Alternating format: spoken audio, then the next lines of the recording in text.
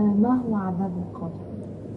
What is the reality of the punishment in the You see, grave? yes, the word grave or qabr used in this context must be understood first, then you will understand the meaning of Azab al-Qabr.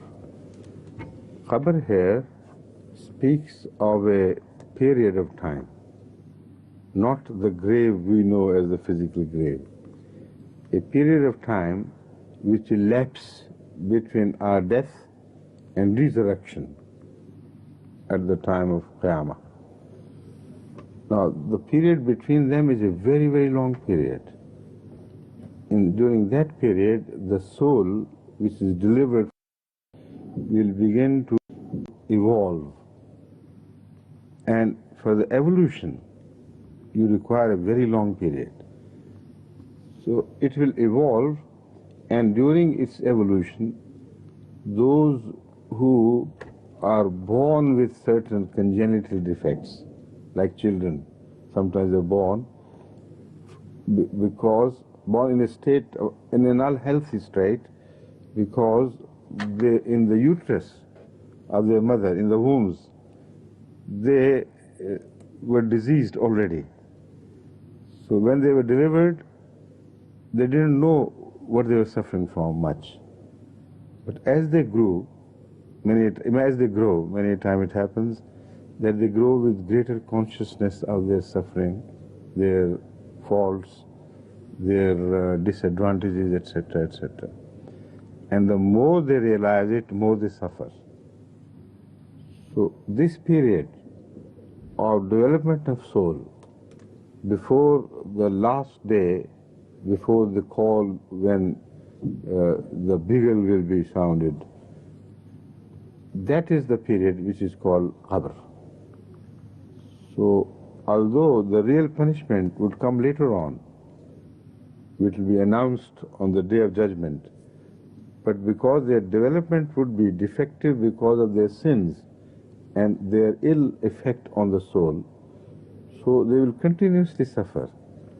This is Azab al-Qabr, from which Allah wants us to come to His refuge and seek forgiveness from Him and beg Him that He should save us from this Azab.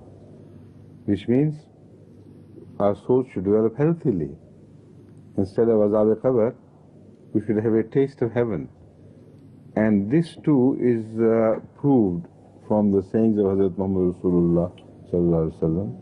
He didn't speak only of Azab al-Qabr, he spoke also of the healthy breezes flowing from heaven, from the gardens of heaven, to the graves of some people who are pious people.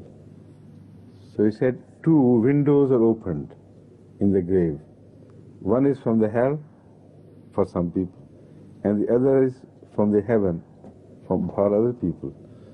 So it's not just Azab al-Qabr, it's also the prayer of developing healthily for the soul. That prayer is also available.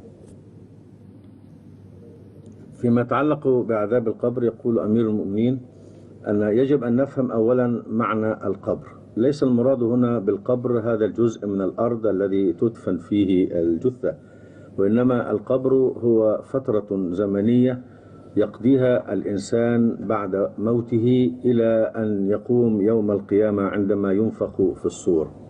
الروح في هذه المرحلة تكون قد انفصلت عن الجسد، وتكون الروح كأنها جنين يولد من جديد. هذا الجنين يحتاج إلى نمو وإلى تطور. إذا كان الجنين مشوها بفعل الأعمال السيئة التي كان يعملها الإنسان في حياته العادية، تكون روحه كأنها جنين مشوه. فعندما يولد هذا الجنين فإنه يحمل هذا العيوب فيه، وبنموه وتطوره تظهر فيه هذه العيوب أكثر، ويحس بألمها وبعذابها وبنقصه كما نشاهد في الحياة الدنيا. هذا التألم وهذا العذاب أثناء التطور هو المراد بعذاب القبر.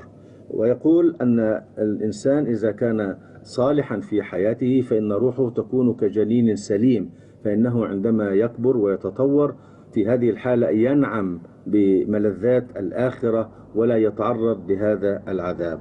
وقد أخبرنا النبي صلى الله عليه وسلم أن القبر إما أن يكون روضة من رياض الجنة أو جزء من النار، أي هناك نافذتان تأتي منها إما هبة من العذاب أو إما هبة من نسيم الجنة وروائحها، أي أن في القبر يوجد النعيم ويوجد أيضا العذاب، وهذا يتوقف على حالة الإنسان قبل الموت.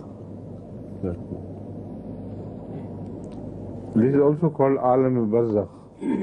وهذه الفترة التي يكون فيها الإنسان أو يسمى الإنسان في قبره هي تسمى عالم البرزخ، أي الفاصل بين مرحلتين، مرحلة الحياة الدنيا ومرحلة الآخرة الكاملة. حضور, about this point, there are many books in the market talking about the snakes and the flames of fire and how this grave presses on the body of. All these things are physical things. Many graves have been opened by people, by animals, by earthquakes, etc. And never has anyone witnessed, in any case, those imaginary things which you read in the books of the medieval-minded mullahs.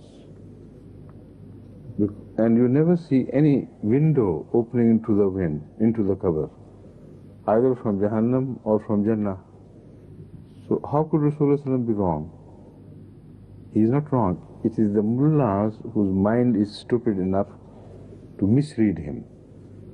So what Muhammad said was absolutely right, and it could only be understood metaphorically, not literally.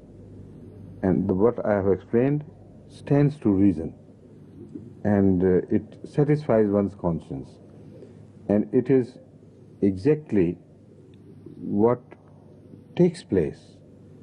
But what the mullahs understand never takes place. It has to be wrong. أمير المؤمنين يتعلق بكثير من الكتب التي تنتشر في السوق الديني عن عذاب القبر، وتحكي عن الثعبان الأقرع وأنواع من المظاهر المرهبة. يقول أمير المؤمنين أن كثيرا من القبور قد فتحت إما بفعل الزلازل أو بنبش الحيوانات أو عند دفن الموتى أو لأي سبب آخر، ولم يرى أحد وجود هذه الأشياء. الرسول صلى الله عليه وسلم لا يخطئ في قوله، وإنما هؤلاء الناس الذين يفكرون بعقلية العصور الوسطى هم الذين يتصورون ويسيئون فهم أقوال النبي صلى الله عليه وسلم. فما يقوله النبي صحيح 100%، ويجب أن يفهم على أنه مجاز وتصوير كما بينه حضرته في إجابته على السؤال.